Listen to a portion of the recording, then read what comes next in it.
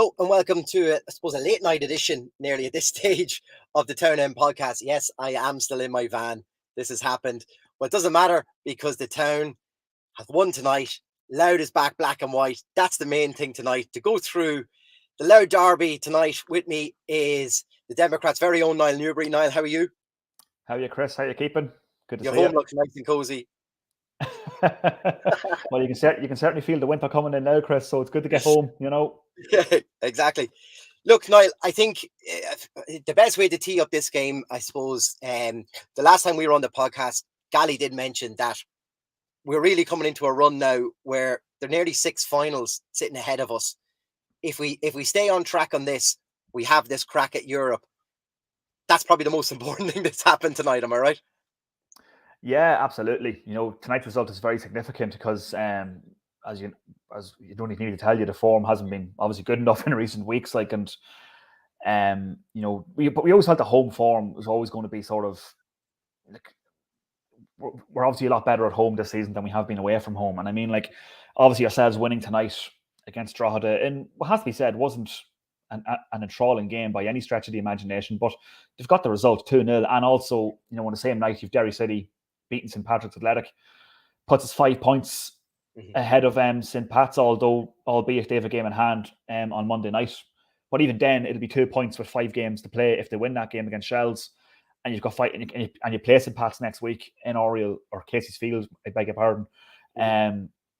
And so basically Stephen O'Donnell, his thought process from just speaking to him a short while ago was that it's now in our own hands, and I suppose we can't really complain about that. No, exactly. We wondered if these breaks sometimes can go one of two ways, Niall. They can either give the gaffer a bit of time to take stock and maybe a fresh approach for some of the guys and to come in. And to be fair, Niall, we've seen 5 changes in the starting lineup tonight. So maybe that's exactly what did happen. Maybe over that space of time gave other players a chance to impress, maybe during training, come back and slightly fitter as well. Maybe. What was your thought process when you seen those changes? Yeah, absolutely. I think the team sheet, when I picked up the team sheet, about 20 odd minutes before kickoff, there was obviously a lot of surprises. You see Stephen Bradley drop to the bench, Lewis McCarty dropped to the bench, and then Runar Hauga came in to start. Joe Adams starting in midfield as well. Sean Mountney going into right full. He certainly made changes. But I suppose the big one that kind of stood out for me was Runar Hauga, I suppose, coming in for Stephen Bradley on the wing. And, he came up with it. He obviously won the penalty on 40 minutes and then converted it. And, I hadn't seen Runar Hauga take a penalty before. So obviously, not to be unfair to him now, he's only in the door as a loan signing, but he obviously won the penalty 5 minutes before the break.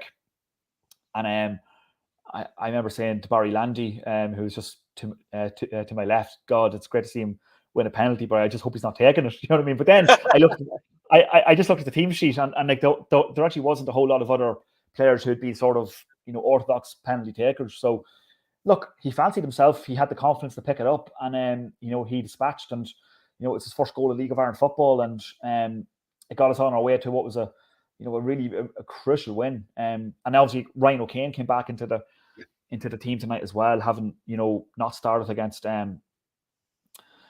Waterford in the cup before the break, and he got the man of the match award. And I know you are probably blue in the face saying it in this show, but I actually can't get enough of him. I think he's unbelievable. I think he's a terrific. It's been a long time since I've been excited about a local player, a local talent the way I am this with Ryan O'Kane. Every time he gets the ball, the Oriel Park crowd is on its feet. You know what I mean? You just know he's got the ability to do something. He can take it around players. He's got such confidence, and I thought he was justifiably man of the match tonight. And again, in a match that wasn't, it wasn't a spectacular game by any stretch of the imagination, but I thought he showed on more than one occasion just that skill, that sort of skill set that he has, and he's destined to go on to really good things in the game if he keeps going on the trajectory that he's going on. Yeah, I suppose like look, we'll talk about the game in a second, but just yeah, absolutely on Ryan O'Kane there. Like we've been waxing lyrical, I suppose, on this pod, about Ryan and his ability, and there's just something for that type of player, isn't it? To just get you, when he's on the ball, you're suddenly on the edge of your seat. You know anything could happen here. He can drop a shoulder. He's pace. He's good skill at dribbling. He's many fine attributes, which makes an exciting player. And there's not enough of them sometimes in Yeah, the league, and it's definitely hasn't been enough of those, I think, at our club for a while now as well. So it's just lovely just to have a player like that, and then the fact that he's a homegrown talent just adds an extra layer to it, doesn't it? yeah. I think Jerry Malone actually likened him to a young George Best tonight, and but like, well, hopefully only on the pitch now, not off the pitch so much. Like, you know what I mean? But no, in fairness, Ryan, he seems like a lovely lad. Seems really grounded. He's just enjoying his football, and Yeah, as I said, it's so good to see it. It's so good to see a local boy. yeah. He's from the RD Road. He went to the Maris, only done his leaving certificate last year.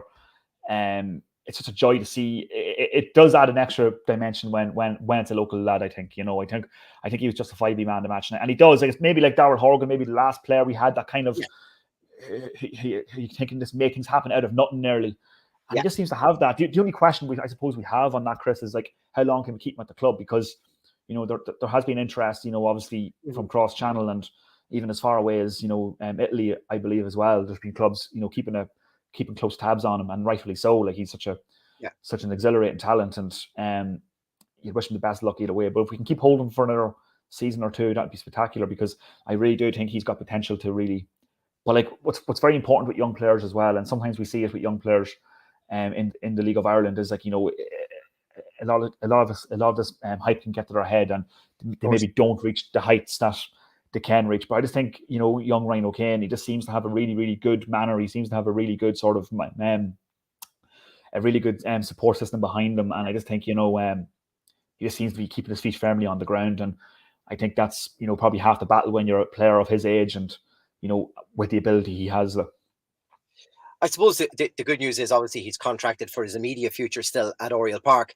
And what would be a massive step for him is if we could secure European football next year, because we have seen that European pedestal kick on some players, and then bigger opportunities have come up for them from Dundalk and other League of Ireland clubs as well, for players after their European campaign. It seems to be this little shop window sometimes for League of Ireland players to move on after, and that could be something that might happen with Ryan. But I think Yeah, we're in a situation, at least, that we haven't contracted for the moment. It'd be great if we could extend that at the end. So if he does move on, the club will receive some financial reward for everything that's been. I mean, we had Tony O'Kane on a few times this year on that, and his dad would tell him that he actually had a stone tied to his weaker foot during the summer.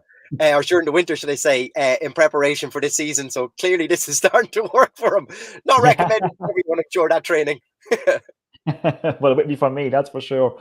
I think, yeah, but like, as I said, Chris, like, if the club gets back into Europe, which we're all praying to do, um, it could create an even bigger shop window for Ryan, because you saw in 2016, on the back of that European run, you saw Darrell Horgan and Andy Boyle earn international caps and go Yeah, across the Preston North End. Even 2020, when we got back into the group stages, you saw like Jordan Flores get a move to Hull. yeah, Just on the back of some of the performances in that campaign, even though, in my own opinion, Jordan maybe didn't always perform in League of Ireland, but in the European games, that's your shop window. When you're performing at that level, the clubs across channel and in Europe are naturally going to take notice. And but Ryan, like, the thing Ryan has is he's got time on his side, age is on his side. He's such a young lad, and like, you don't see too many players of that in that age profile who can sort of do the things that he's capable of at the minute. And I mean, like, just that confidence and that sort of ability to sort of, like, he just seems to be on a level where you could definitely see him over in England or even further afield. Like, and I just think he's a player I'd really be excited about. And obviously, if the dog can get a fee for him as well, yeah, that's something, that's obviously a model that a lot of the League of Ireland clubs have now adopted. Like, is bringing through young players and trying to get a fee. And we've yeah. seen Shamrock Rovers use that quite successfully with the likes of Gavin Bazunu. people like that, going across channel. And I Andy just think Lyons Ryan as well, yeah.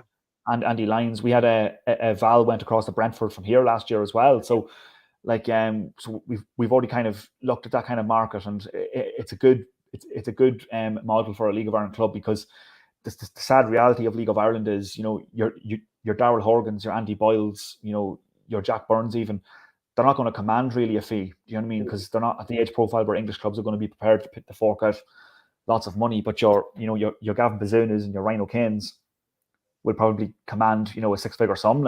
So that's what a lot of the League of Ireland clubs, we saw Johnny Kenny from Sligo Rovers as well last season go off to Celtic in Scotland. So, I just think that seems to be a model that a lot of League of Ireland clubs are adopting now. And look, in an ideal world, you'd be keeping the likes of Ryan O'Kane and etc. in the league, but you also can't begrudge, if a Serie A club comes in for Ryan O'Kane, absolutely, you probably couldn't begrudge a young boy of that age and that opportunity. But he really does, he's a player that really excites me at the minute, and he's just, I think, over the last 2 months, I'd say he's probably been our best player in Dundalk at the moment, and he's really, really come of age in this in this quarter of the season. Yeah. Look, he was probably the real bright spark tonight. Of course, now, if we look back at the game, it probably wasn't the best start that we could have made to this. I mean, there was a fortuitous situation where, Darley could have had the ball in the back of his own net fairly early on. Do you think it was just as a wake-up call, or we seem to be on the back foot from the start? It's a typical way Drogheda have played against us this year. We've seen this fast start for them. Sometimes you've got ahead twice this year with early goals. And did you think that was a tactic that Kevin had for Drogheda again tonight? Yeah, I certainly think it was. Drogheda seemed to have come out of the blocks, probably with that in mind, which you just mentioned, Chris. They seemed to come out of the blocks, and they actually started the brighter.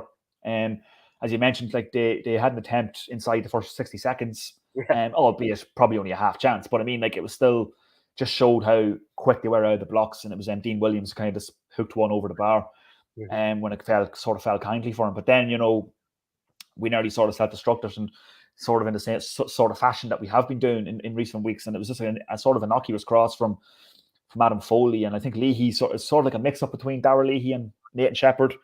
And, they only had Sam Bone, I suppose, the tank, who sort of just, hooked it clear to avert the danger, you know what I mean? So it was a really it wasn't a brilliant start for Dundalk by any stretch of the imagination. And the game itself, it was sort of, I certainly felt in the first 35, 40 minutes before the goal, before the penalty. Yeah. I certainly felt like there was no real urgency from either side after that. It was just, even speaking to one of to another member of the local media, she said, the most entertaining element of the first 40 minutes was probably the two managers, Stephen O'Donnell and Kevin Doherty, just how animated they were on the touchline at times. And it was just as she was saying that, Runar Hoggs brought down in the box by Dale Rooney. Again, it was sort of an innocuous cross from Joe Adams. No real danger. Ball kind of swings in, and I think it just sort of looks like Rooney just sort of pushed into the back of Runar Hauge. And obviously, he dispatched to give us the lead. But before that, there wasn't really a whole lot between the teams. Drogheda, if anything, were probably creating the better chances. The only thing we really had of note in the first half, apart from that, before the goal, was it was John Mountain. He had a free from the right that whipped in, and Leahy sort of met it at the back post, and it was diverted wide. But that was probably the only thing we really had that was noteworthy before we got the penalty, and that would have concerned Stephen O'Donnell at the time. But goals, not one of these cliches, but goals change games, and decisions change games, and it looked like a reasonably soft penalty. I was lucky enough to see a replay of it, so I think it was a penalty. It was a needless, it was a needless challenge from Dale Rooney, right into the back of Runar Hauge. And like I said, all was good. He dispatched it, and we're thinking, but it's just the way Dundalk have been in recent times. 1-0 is not a safe lead. In fact, even 2-0 is not a safe lead. As we've come to learn from Belfield, earlier in the year. So, but then, just in first half stoppage time, John Mountain swings in across, and Dane Massey, one of our old favourites, sort of just just kind of comes off and ricochets off him and into his own net. And Yeah. two, I suppose, fortuitous goals in their own right. But Dundalk they haven't had a lot of luck in recent weeks, and tonight they might have got a bit of luck because it wasn't a vintage Dundalk performance by any stretch of the imagination. But they went in at half-time 2-0 to the good, and they never looked really in danger after that, even though I kind of felt they might have needed a third just from my own heart rate, but they never really looked in danger after that. The second half was a fair non-event, other than Ryan Brennan getting a straight red right at the death, and then Keith Ward nearly scoring a goal of the season from his own half, something that only Keith Ward could do. Absolutely.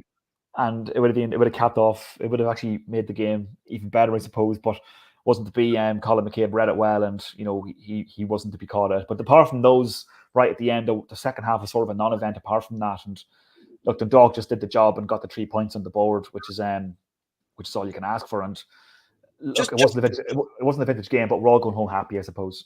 Exactly. No, and you've kind of just touched on it there, because I think we've all seen 1-0 lead from us at times, or a silly time for us even to concede has just been before half time this season. This time we were the ones to get that second goal, and just before half time, it probably ruins what Drogheda were going to do at half time. They've lost Evan Weir, who's a big important player for them too, which probably, for Kevin Doherty, put the cat amongst the pigeons anyway. The second goal's a double blow nearly for him, if you know where I'm coming from on this. And totally. It's probably made the task even harder. The fact that, the second half probably had very limited chances says to me that Skip has probably found and has a mentality of just, let's grind out a win, because we haven't done that too many times this year. We've had some smash and grabs. We've had leads absolutely collapse on ourselves. When we think even just the last run of games on the lead up to this, to put in a 2-0 performance, to keep this home record going, to have a second half that's pretty nullifying any opportunities really for the opposition. There's a lot of positives that Skip can take from this, isn't there? Yeah, absolutely. And as I said, he seemed reasonably happy, as he should be, in the post-match. You know what I mean? Look, it wasn't I agree with you totally. I think we had the win a little bit uglier tonight. Maybe what we've been guilty of at times this year was trying to be too attractive nearly, do you know what I mean, in some of our approach and not getting results. It's funny you mentioned that, because I was only actually doing a bit of research on the game last night, sort of pre-match stuff, looking at some of the points that have been dropped, and I was actually looking at some of the results, before kickoff tonight. We had dropped 19 points against teams in the bottom half before kickoff. So you're looking at some of the games that included. You're looking at the earlier in the season, Shells 1-1 in Tolka, where they got a late penalty. UCD in May, where we were 2-0 up and chucked away a 2-goal lead and drew 2-2. The 2 1-0 defeats in Drogheda. More recently against UCD, where we lost 3-2, having gone ahead in that game twice. And then there's obviously other results there. A couple more draws with Shells and a draw at the start of the year with Bohemians, 2-2 in Dalymount. With the exception of the Shells game at home, all of those results came on the road, and that's 19 points you've dropped against teams that were in the bottom half prior to kickoff tonight. And I mean, if you're even adding half of those points to your tally, Chris, you know what I mean? You're looking at a league title. Do you know what I mean? And that's I'm not trying to annoy anybody here, but that's something that's going to obviously eat away at Stephen O'Donnell and of course the players, because we all remember some of those games, and the games that Dundalk, even minus a Connolly or a Hoban, shouldn't be dropping points in. Do you know what I mean? And look, tonight, at Oriel Park, they're 16 games unbeaten in all competitions, 15 in the league and 1 in the cup. They're absolutely unstoppable at home. It's the away form has just been atrocious, really. It's been substandard, really, and it has cost us dearly. But you'd like to hope that maybe, next season, that would sort of be eradicated. It's because Stephen obviously came out, and there was obviously question marks over Stephen O'Donnell in recent times, which I personally found mind-boggling, to be honest with you. I think when you factor in what Stephen inherited. What I honestly, genuinely thought was perhaps, a state of almost disrepair when he came Mhm. in. Like he didn't really have players signed up. We only had Andy Boyle, I suppose, signed up. People forget as well, 13 of that squad weren't at the club last season. So you've effectively playing with 13 new players. It's a lot. Yeah, So it's it is. it's it's it's almost as many players as we brought in last year. So Yeah, he's had to shuffle the whole pack again. And he came into the club in a state where it was in sort of disrepair nearly. And I remember being on here after the Pats game. I think it was in May. yeah, And I think we'd beaten Pats in Dundalk. And I remember saying third or fourth, that's the goal.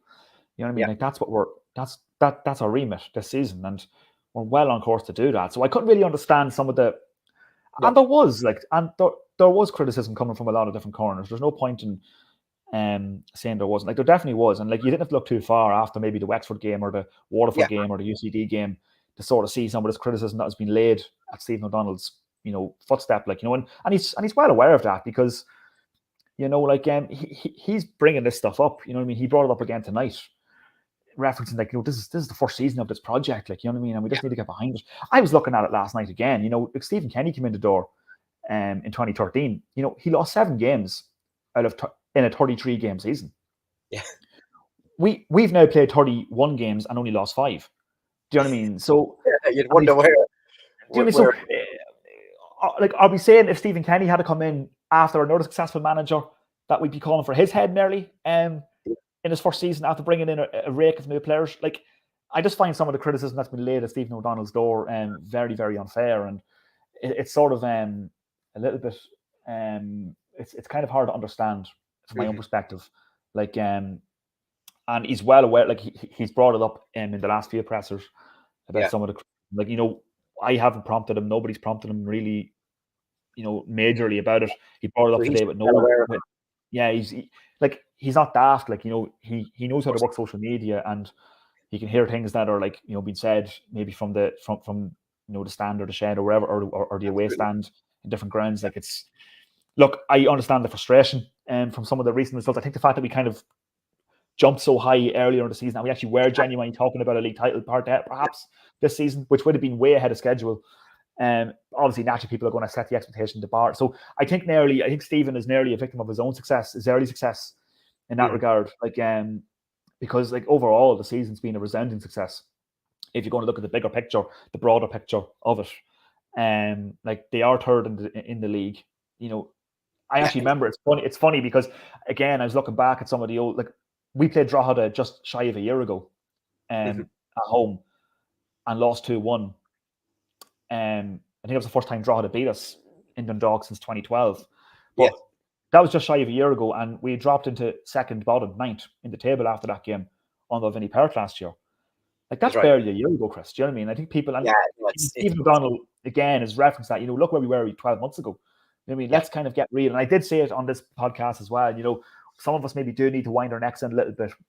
We sort of flew too close to the sun a little bit, I think, in yeah, terms of because when we were talking about league titles, potential title races, that was definitely ahead of schedule, you have to say. And absolutely. I think we're 17 points better off than we were at the same point last season as well. So, you kind of have to give credit where it's due also. But I'm glad Stephen's kind of come out in sort of defiance. He was very defiant after the Waterford game, which they lost. When he came out and spoke to us, we were waiting for near an hour in Waterford for him to come out, which is fair because he had to, probably tell a few home truths in the dressing room, but to say the least. But I think it's frustrating sometimes. But tonight was a reminder of just maybe we are on the right trajectory, hopefully, and we probably are still 5 or 6 players short of where we want to be.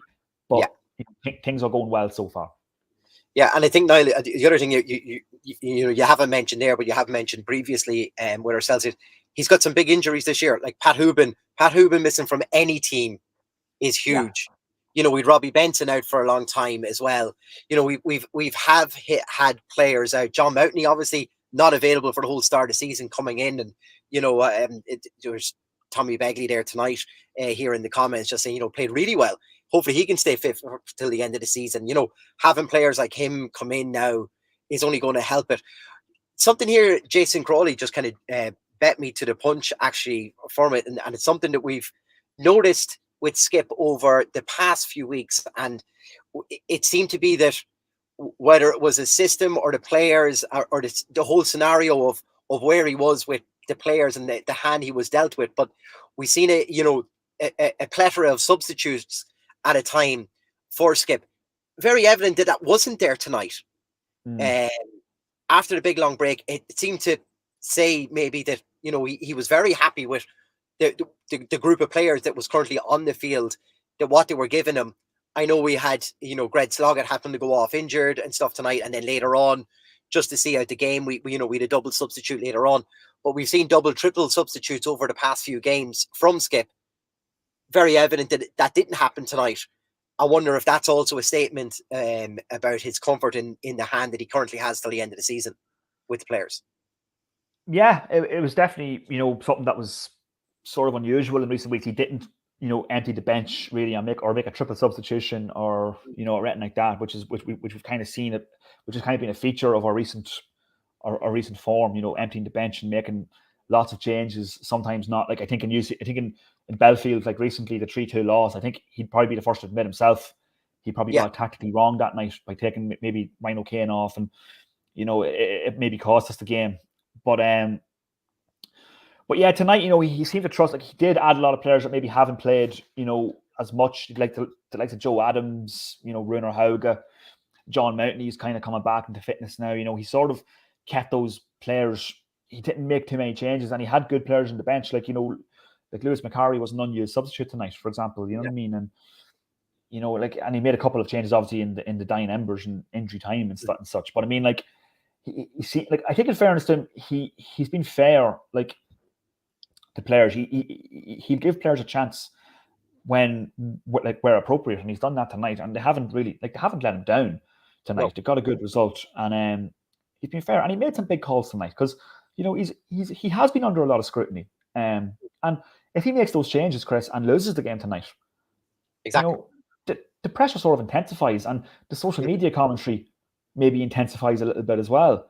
Like and like I think he took a gamble there. He took a big gamble, and luckily it paid off for him. But you're right. Let's go back to what you said before that. You're right in terms of injuries. He's been so unlucky with injuries. All that being said, I did feel like he has been operating with a very small squad, which is fair enough because we haven't had we're not in Europe this season, so you can understand why he's done that. He's operating with a much smaller squad than we've had in previous seasons. But like if you're losing players like Patrick Hoban, and then you're losing Mark Connolly as well halfway through a season, who was so influential at the back. And I did say, like I remember saying it, I think after the Pats game, that if I was the board, I'd be putting out all the stops to keep Mark Connolly. Just for the sole purpose of now I understand why the board haven't maybe made that gamble. Like it's easy for me to say that when it's not my money. Do you know what I mean? But like assuming you're going to get into Europe and you might get a couple of rounds, you're probably paying back what Derry are paying for him. Do you know what I mean? And he was such an influential player, and it's probably no coincidence that Derry's form has improved significantly since he's come in. Obviously, Patrick Hoban got a bad injury. We're still without Daniel Kelly and Paul Doyle, and unfortunately, Stephen has sort of disclosed tonight that them two are probably out for the season and for the remaining 5 games. There's no major update on Patrick Hoban, but it looks like Dan Kelly and Paul Doyle are going to be out for the next 5 games anyway, unless they can make a miraculous recovery from their respective injuries. So he's been unlucky. John Mountney hasn't been fit most of the season. Benson obviously had got an injury. There's others as well. You know what I mean? It's just we're kind of plugging lots of gaps and in these positions. And I suppose it's probably beneficial that we have players who can play in a variety of positions, but you do want to play players in their orthodox position all the time. And I just feel like in the last quarter of the season, because we're operating with such a small squad, the lack of depth has sort of caught up with us, and that's probably one of the main reasons why the form has probably dipped in the final quarter. Tonight being an exception, of course, but in general, it hasn't really been good enough in recent weeks, and I do attribute that to maybe not having the bodies. We didn't name a full bench tonight again. We won less substitution the bench than Drogheda had, for example. So we are quite depleted, and I think if we do get into Europe, which we all hope we do, we're probably going to need to bring in 5 or 6 players, because he has relied heavily on the loan market as well. And, so the likes of Stephen Bradley, Lewis McCarry, Runar Hauge, these boys are going to be going back. to their parent club now. So like it's going to be another busy winter, one way or the other. Yeah, you'd assume for Yeah. Dundalk, like you know. I suppose, Niall, if Skip had himself a magic mirror and he looked into it yesterday or today before kickoff, and he said, well, if I make 5 changes, I win the Louth Derby and Pats lose, it's going to be a hell of a night. That's completely come up trumps for him. So I suppose where we were at the tail end before our international break, and we were all just saying, well, look, we just need the break now. Skip just needs time off. Now we've got a Louth Derby victory. We now have the point upper hand on Pats before they come on Friday, come what may, on Monday night for their game with Shells. It's a little juxtaposition, because I felt that I was just weary of Pats so much that, they still had this game in hand, and that whole scenario just never seemed to be resolved with them unable to get back for the Shells match for the European adventure that time. And, we were all hoping it might be a points deduction or something might happen. When we realized that didn't happen, I just got worried. I felt that, but when that didn't happen to them, it wasn't, they didn't get that blow that, that sort of a decision, I suppose, would have made to them. They were still on an upward trajectory. Now they've hit their international break. They're coming back on the far side. They've lost at Derry tonight. They've got players sent off who's going to have a suspension now as well. They're going to be coming into, I suppose, they're now also got 2 games in a week. Well, 3 if you take a 7-day span. We don't have we don't have that headache to worry about. I suppose they're now going to have to think about, well, how do we juggle what players are going to be able to play on this? These are all things that they've got come into towards. I feel that we're coming in on a cleaner run at Friday's game now. I don't know if that's how you feel about it too. Yeah, I do. Like, I think, like, and O'Donnell, like Stephen O'Donnell mentioned it himself. Like, it's very much in their own hands now. It's in Dundalk's hands. Like, tonight's results have been very favourable for them. Like, Pat's losing against Derry and ourselves getting the 3 points in the Louth Derby. That's the perfect scenario. That's what we wanted. And look, it's still going to be an extremely tough game on Friday night. Pats are a step up on Drogheda, has to be said. But like, and I was worried myself, because you're looking at going into the international break, us dropping, like, sort of in free fall, I suppose, going into that break, and the Pats winning 5 on the bounce. And you're thinking, like, all of a sudden, Jesus, like, like, we've been in the top 3 all season. Yeah. It'd be a bit of a travesty if we end up finishing 4th and not getting into Europe, depending on the cup, like, you know what I mean? So, like, it had the potential to be a disastrous night for us had results gone another way. Look, it's still very much in the balance, it has to be said. There's nothing has been decided tonight. But you do feel Pats, like they've got to play Shelbourne. They've got to play Shelbourne, and we all know Shelbourne. They're not a nice team to play against. They're not a particularly enjoyable team to watch either. But they're very difficult to beat, and Damien Duff has them set up in a certain way.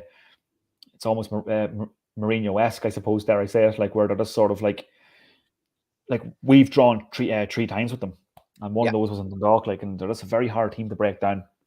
And the game we beat them in actually was a 2-1, and I think scored a late goal in that game.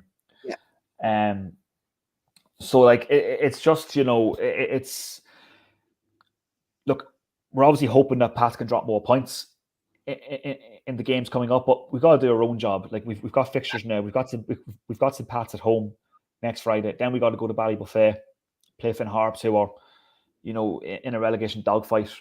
But that's one of the only venues that we've actually travelled to and won this year. So we can take a bit of confidence from that. Then we got Sligo Rovers at home. Haven't got a whole lot to play for. Bohemians again, home. Haven't got a whole lot to play for. I wouldn't like to be going into that last game in Derry needing a result, especially if they need a result, in the context of a title race. So I'd like to think we'd have that settled before November's game in Derry. But, like, tonight is a big result in many respects, because maybe it serves as a catalyst now. We've kind of stopped the rot a wee bit now, and we've kind of got ourselves back to winning ways. It's our first win in the league since, well, I suppose if you don't want to count a Sligo reverse, but it's our first, I'd say, win in the league since the Bows game in Dalymount. So Yeah. that seems like a lot. I think that's 7 weeks ago now or something like. So it's a hell Time. of a long time. Yeah. And it feels a lot longer than that, in fairness, Chris. So like I think the ball's very much firmly in our court now again. And but it's really up to us now to continue. It's Pats on Friday night's going to be a hell of a game, and it's going to be a hell of a test for us. Yeah. Look, I suppose, Niall, I said we'll do a short enough one tonight. So, in the interest of just housekeeping, I suppose we'll have a quick look at the table and the standings as it is for us tonight. So, obviously, Shamrock Rovers not playing yet. They're still on top on 63 points. Derry City, after their win, as you mentioned there, against Pats tonight, closed the gap to 2 points on 61 point with a game extra played behind. We stay in third. Now a gap of 5 points back to Pat, so we are on 56 points. Pat's back behind on 51. Big gap then back, I suppose, to Bows after. Sligo Rovers, who you just mentioned, playing tomorrow as well on 41 points. Shell's 35 points. Drogheda, who we obviously beat tonight in the Louth Derby, on 31 points. It's shaping up to be a scary one down the bottom too, Niall. Yeah. UCD beaten 1-0 by Bows tonight. They go down bottom of the league. Finn Harps with a 1-1 draw are off the bottom. It's, we've seen, I suppose, the relegation battle be wrapped up fairly early. It doesn't show any signs of relenting, which is a little worry for us. Like I say, when you talk about going to Ballybuffet, yeah, you nearly would have wanted one of those two teams to be on a downward trajectory, and we would have hoped that was Finn Harps, considering we still have to play them. But it looks like Ollie won't be giving up anything too easy, and we know Ballybuffet is never an easy place to go, but if they have something to play for, it's even harder to get something out of it, can't it? Yeah, it's an horrific trip to make as well, Chris, as you probably know. Like it's and especially coming into the winter as well. Like it's just. And as I said, like that relegation battle, it just seems to be, just UCD Finn Harps. It just seems to be constantly overtaking each other, and it's showing no signs of letting up. Like neither side is going down without a fight, that's for sure. And look, it's going to be a tough game. Like that's one of only 2 away games we have, and unfortunately, 2 of those away games have come against teams that will likely have something to play for. Yeah, because our away record's been poor. The only thing I will say is, like, Finn Harps away, Derry away, they're actually 2 of the very few venues that we've actually won this season. So that's true. We can take a bit of comfort in that. Like, but look, they're all going to be tough games. I'd be far more confident looking at the home matches, St. Pat's, Sligo and Bohemians particularly. We need to be looking at 9 points, 7 points minimum from those 3 games, I'd say. A point against Pats wouldn't be a disaster, obviously, next week. But then you got Sligo Bows. You need to be getting maximum points from Sligo Rovers and Bohemians at home. Absolutely. And then seeing what you can conjure up on the road. You'd like to, again, and I reiterate, you'd like to hope that it's wrapped up before that last game in Derry, because I just got this feeling that, they might still have something to play for in that last game. Everyone kind of thought the league was over. I never quite felt that way. I still think Rovers are they're obviously a good side, but I do think they're sort of believing their own hype in some regards. Like, they're not unbeatable. And Derry have actually had a very poor middle quarter or middle part of the season. We kind of fell off as well. Like, there's no way any other season Rovers would probably get away with the amount of points they've dropped. Like, so I still think Derry will go into the last couple of games. Like, they played Rovers in the second last match. Like, so if they win all their games up to now and then beat Rovers in the second last game, suddenly it's going down to the last day, and we're playing Derry at what's going to be a packed Brandywell, where they could literally win a league. So we really need to be wrapping up stuff before that. And we don't want to be in a situation where we're relying on the cup outcome, because it's just not, you do your own business. But exactly, there's certainly a lot to play for at both ends of the table, in the context of the European race, the title race, and the relegation battle. You've only got those cluster of teams, and luckily we're playing quite a lot of them. The likes of the Bows, the Sligo, who've got really nothing to play for, I suppose. Drogheda were one of them tonight as well. So we need to be picking up points in those games, Chris. Big time. Yeah. Look, I said, I think we called it. We said it's 6 cup finals. That's 1 down. Next Friday is another. So look, Niall, before we go tonight, I just want to thank everyone for the comments in tonight. Apologies, we were later on tonight. Picking a comment here at random. We'll go for Tommy Begley, who was talking about having John Mountney back in, and Ryan O'Kane be just an exciting player getting on the ball. So look, Tommy, you are our winner of our Tony's Pizzeria pizza tonight. Congratulations to yourself. Thanks to PlayerFit, as always, for our gear. We will have our shop back up and running. And to Dundalk Village, who's our overall main sponsor. I have to remember all of this, Niall. Who's our overall main sponsor of the podcast as well. Thank you, Niall, for jumping on. I know tonight, much like myself, I'm finally heading home. So thank you, Niall, for jumping on. I really do appreciate it. And look, like you say, I think it's all focused now on the Pats match on Friday. It's another cup final. I don't want to say we go again, because we do that when we lose, but this time we'll be going again with victory behind us. Niall, thank you so much for your time, and until next time. No problem.